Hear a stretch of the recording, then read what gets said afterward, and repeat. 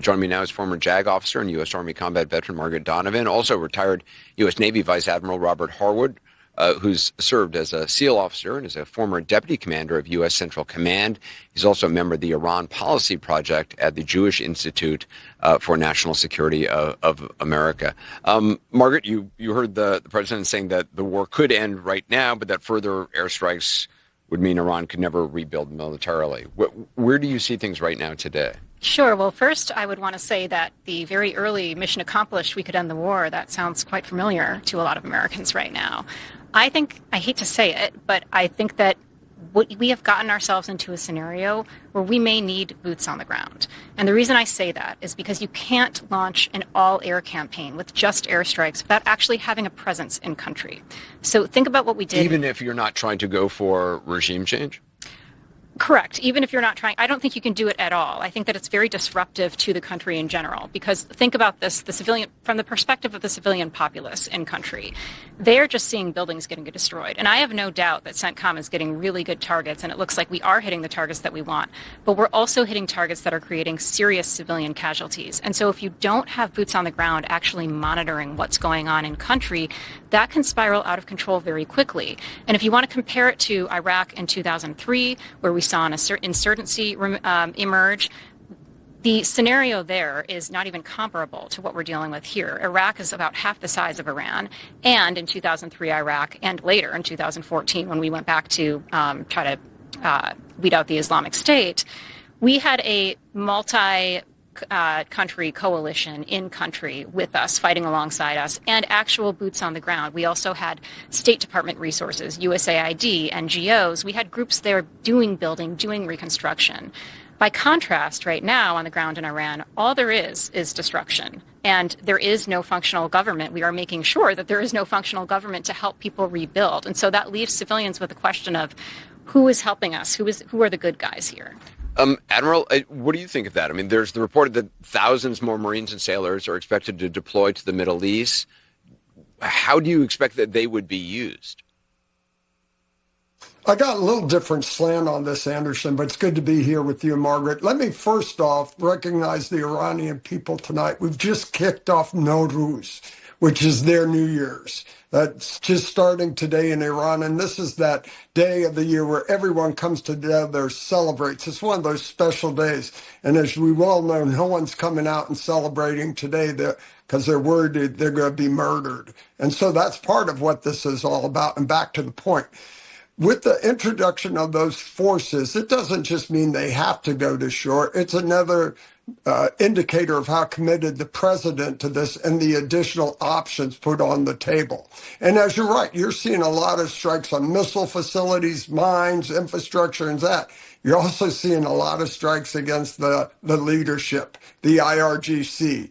And the more that goes on, there's another symbol of how fragile this is to the government and their strategy to outlaw Trump, which I don't think is going to happen. So back to the forces, the Marines. They don't necessarily have to go to ashore. They have lots of options that the president can use to crank up the heat. They can conduct MEO operations, maritime interception operations, just like you said, those tankers that are being sold, just like the Venezuelan tankers, we can take them. We can sell that on the market, make sure that oil money goes somewhere else. We can blockade and ensure none of their oil flows. Maybe we do want to put a beachhead on Karg Island or some of the other islands to indicate the Iranian people we're here and willing to come ashore. And then maybe even Bandar Abbas. So I disagree with Margaret a little bit. I think as more, and especially you're seeing the Israeli strategy, not just the infrastructure, go after the leadership. There becomes a tipping point where the leadership, the Basij, particularly the Artish, decides, hey, this isn't going to work out well for us because I'm seeing a lot of people around me get killed. I want to be a part of the future of Iran.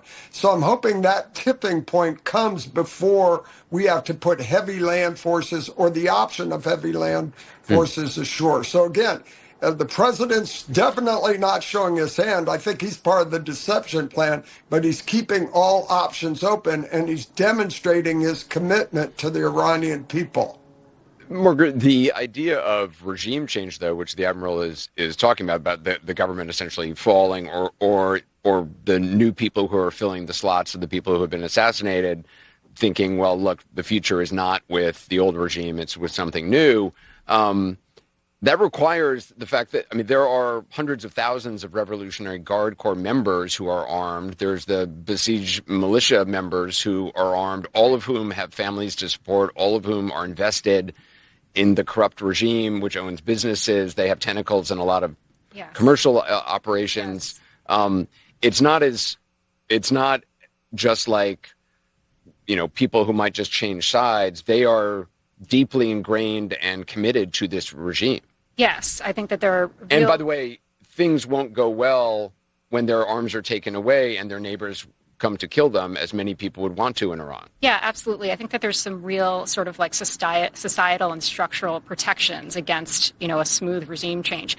My concern and my perspective on this is that we're not really thinking long-term enough. If we really are just going to wipe out every regime that comes in there, you're putting a lot of money on banking that there's going to be some type of organic, peaceful, maybe democratic, maybe not, replacement of that regime. And I'm just not sure that we can say that's going to happen if the only thing we're doing is launching missiles from 10,000 feet in the air. I think that we have to have something more integrated there. And so that's why I think, I don't think anybody wants boots on the ground anywhere, but I think it's kind of unavoidable here. Well, Admiral, have you ever seen a situation where bombing alone creates regime change?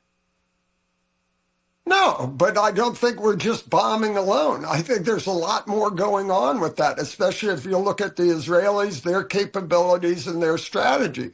It's been very focused on what's going on in Iran. And if you've watched, this has gone on for decades. Remember, right, but they don't have boots on the ground. I mean, they have boots in southern Lebanon. Maybe they'll even go to Beirut as they have in the past. But I mean, there may be operatives in, obviously operating clearly. They have operatives operating in Iran, but there's not if there's never been in the history of warfare a case of regime change from an aerial campaign alone, doesn't it require a large footprint on the ground? You have a large footprint on the ground. You got 60 million Iranians who want these son of a guns gone. And so those networks you just talked about are part of that effort. And there comes a tipping point. You're watching the greatest hide and seek game go on in the world. They're hiding their missiles. They're hiding their mines. They're hiding from us trying to kill them and the Israelis trying to kill them. The Iranian people are hiding in their homes because they don't want to come out and be killed. Can strikes, can empowering those networks, can eradicating much of the leadership contribute to that? And more importantly, are those networks working with those outliers? And don't forget, I watched this in 1979. That regime changed without a bombing campaign because the Artiche, based on U.S. policy, by the way, I was there when Jimmy Carter sent out envoys and envoys to tell the Shah that if he used his army to put down the rebellion, we would pull out. It was a human rights violation. That's part of what lost the country.